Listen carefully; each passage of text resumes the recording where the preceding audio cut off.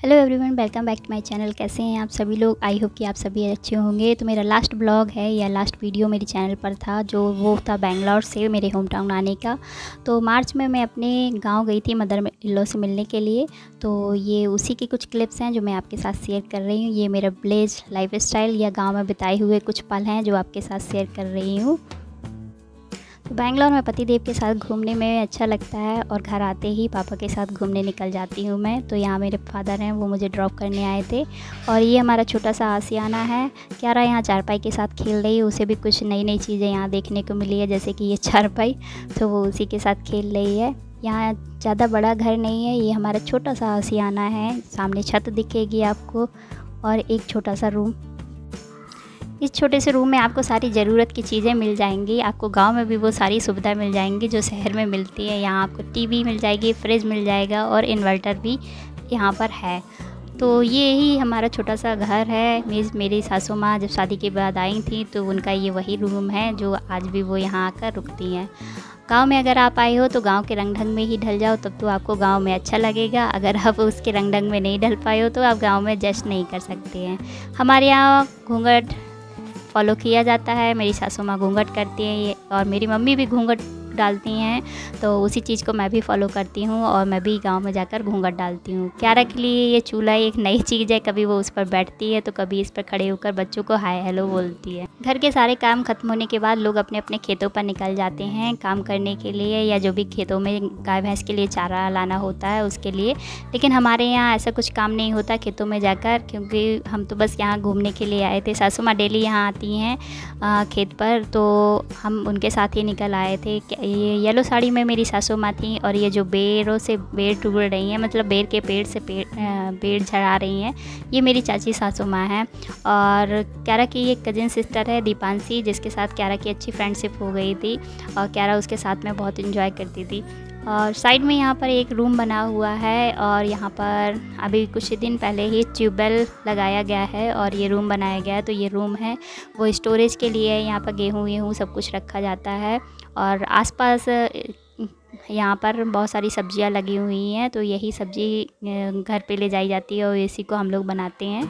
और हम अपने घर का ही पैदा किया हुआ गेहूँ घर पर ही पीसते हैं। घर पर चक्की होने से घर पर ही पीसते हैं और उसको ही खाते हैं। यहाँ तक कि सरसों का तेल, दाल, ये सारी चीज़ें हमारे यहाँ उगाई जाती हैं और उन्हीं का ही यूज़ करते हैं हम। बेंगलोर में हमें कुछ एनिमल्स और बर्ड्स दिखाने के लिए क्यारा को जू ले जाना पड़ता था, लेकिन यहाँ पर तो सुबह शाम क्यारा को बहुत सारे पीकॉक देखने के लिए मिल जाते थे, क्योंकि शाम ढलते ही हमारे टीन सेट पर बहुत सारी मोर आ जाती थी और हम लोग इस टीन सेट पर थोड़ा बहुत दाना डाल देते थे अनाज खाने के लिए, तो वो खाती रहती थी। जब मेरे पास टाइम होता था तो ये सासू माँ का कढ़ाई बुनाई वाला काम है, वो भी मैं थोड़ा बहुत कर लेती थी।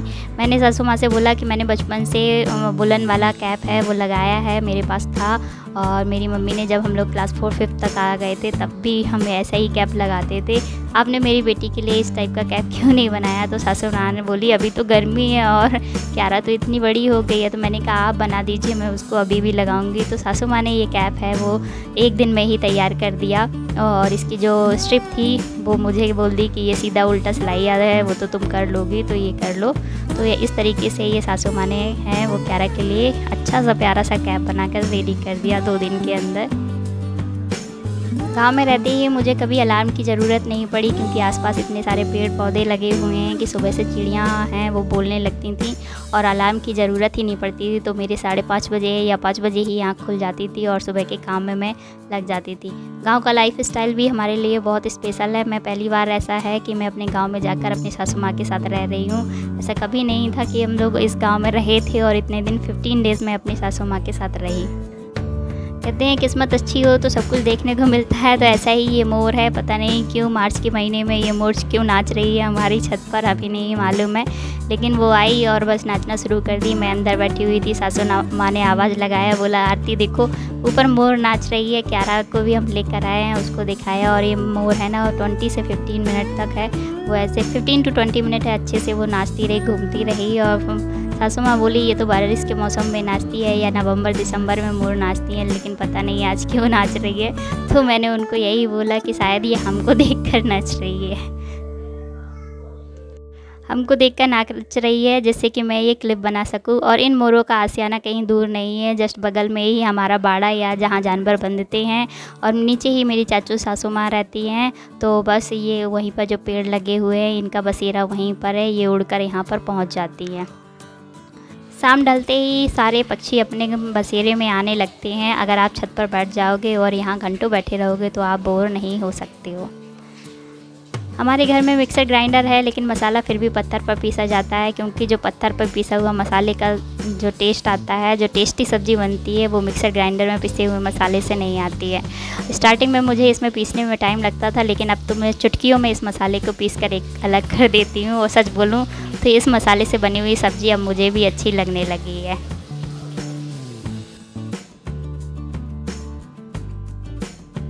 हमारी फैमिली जॉइंट फैमिली है, और अगर आप बच्चों की भी गिनती करेंगे तो 11 जन का हमारा परिवार है। और ये हमारा घर है, जो उरई वाला घर है, और ये हमारे 11 जन के लिए सफिशेंट है।